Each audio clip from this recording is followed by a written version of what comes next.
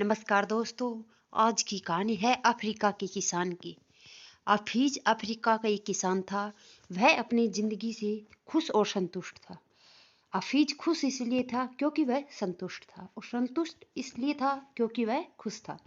एक दिन एक अक्लमंद आदमी उसके पास आया और बोला, हफीज को हीरो के महत्व और उनसे जुड़ी ताकत के बारे में बताए।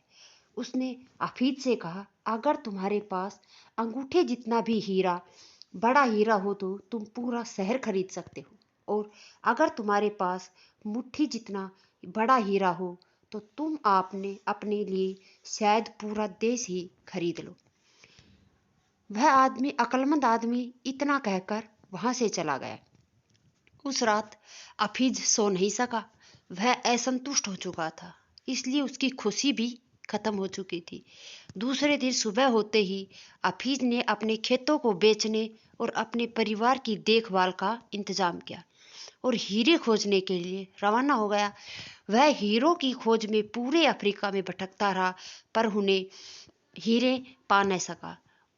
उसने उन्हें यूरोप में भी ढूंढा, पर वे उसे वहां भी नहीं मिले। स्पेन पहुंचते पहुंचते वह मानसिक, शारीरिक और आर्थिक स्तर पर पूरी तरह टूट चुका था। वह इतना मायूस हो चुका था कि उसने बर्लियोलोना नदी में कूदकर खुदकुशी कर ली। इधर जिस आदमी ने हफीज के खेत खरीदे थे, वह एक दिन उन खेतों से होकर बहने वाले नाले में अपने ऊंट को पानी पिला रहा था। तभी सुबह के वक्त उग रहे सूरज की किरणें नाले के दूसरी ओर पड़े एक पत्थर पर पड़ी और वह इंद्रधनुष की तरह जगमगा उठा। यह सोचकर कि वह पत्थर उसकी बैठक में अच्छा दिखेगा, उसने उसे उठाकर अपनी बैठक कक्ष में सजा दिया। उस दोपहर में हफीज को हीरो के बारे में बताने वाला आदमी खेतों के इस नए मालिक के पास आया। उसने उस जगमगाते हुए पत्थर को देखा और पूछा, क्या हफीज लौट आया? नए मालिक ने जवाब दिया, नहीं, लेकिन आपने यह सवाल क्यों पूछा? अक्लमंद आदमी ने जवाब दिया, क्योंकि यह हीरा है, मैं उन्हें देखते ही पहचान जाता हूँ। नए मालिक ने कहा, नहीं, यह तो महज एक पत्थर है। यह एक पत्थर है, मैंने उसे नाले के पास से उठाया है। चलिए मैं आपको दिखाता हूँ। वहाँ ऐसे बहुत सारे पत्थर पड़े हुए हैं।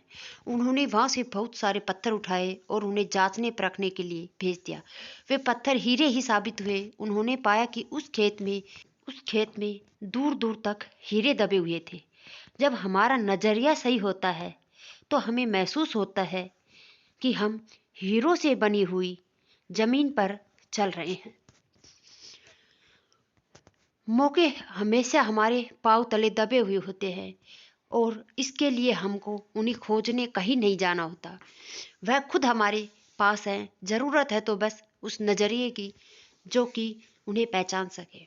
लेकिन हमें तो दूसरे के खेत की घास हमेशा हरी लगती है। हमें भगवान चाहे जितना दे दे, हमारी ललचाने की आदत कभी नहीं छूटती।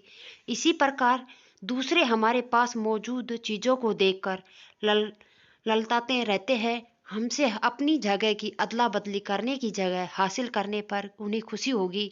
हमें इस कहानी से बहुत ही अच्छी सीख तो यह मिलती है कि जिस जोश, जुनून और सकारात्मकता को पाने के लिए हम किताबें, सेमिनार करते हैं, वह हमारे खुद के अंदर है। जी हाँ, आप चाहे जितनी किताबें पढ़ ले, लेकिन जब तक आपने आपको नहीं पढ़ेंगे, समझेंगे, तब तक सब किताबें व्यर्थ है।